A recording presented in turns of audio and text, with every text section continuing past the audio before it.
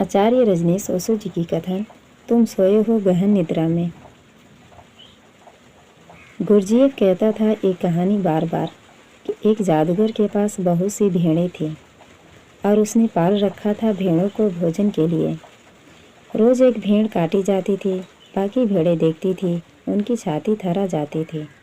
उनको ख्याल आता था कि आज नहीं कल हम भी काटे जाएंगे। उनमें जो कुछ होशियार थी वे भागने की कोशिश करती थी, जंगल में दूर निकल जाती। जादूगर को उनको खोज खोज कर लाना पड़ता था। यह रोज़ की झंझट हो गई थी और न वे केवल खुद भाग जाती और भेड़ों को भी समझाती कि भागो, अपनी नौबत भी आने की है, अब हमारी बारी आ जाएगी। पता नहीं, यह आदमी नहीं है, यह मौत है। इसका छुरा देखते हो, एक ही झटके में गर्दन अलग कर देता है। आखिर जादूगर ने एक तरकीब खोजी। उसने सारी भेड़ों को बेहोश कर दिया और उनसे कहा, पहली तो बात यह कि तुम भेड़ हो ही नहीं। जो करती है वह भेड़ है, तुम भेड़ नहीं हो।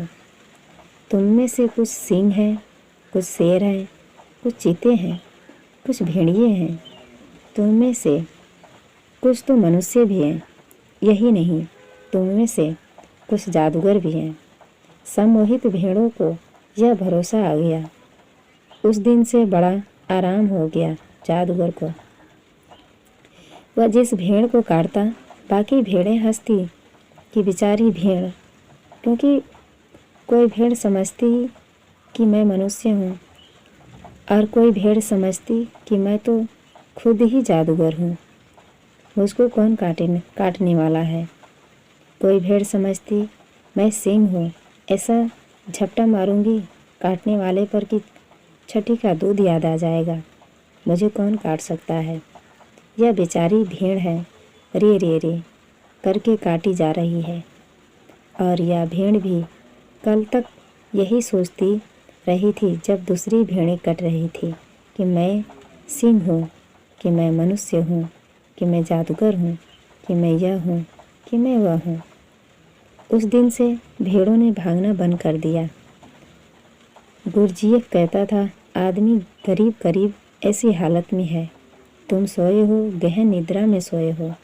आध्यात्मिक अर्थों में सोने का अर्थ समझ लेना।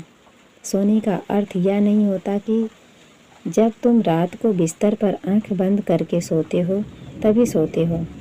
वह शारीरिक निद्रा है। आध्यात्मिक निद्रा का अर्थ होता है जिसको स्वयं का पता नहीं है, वह सोया है।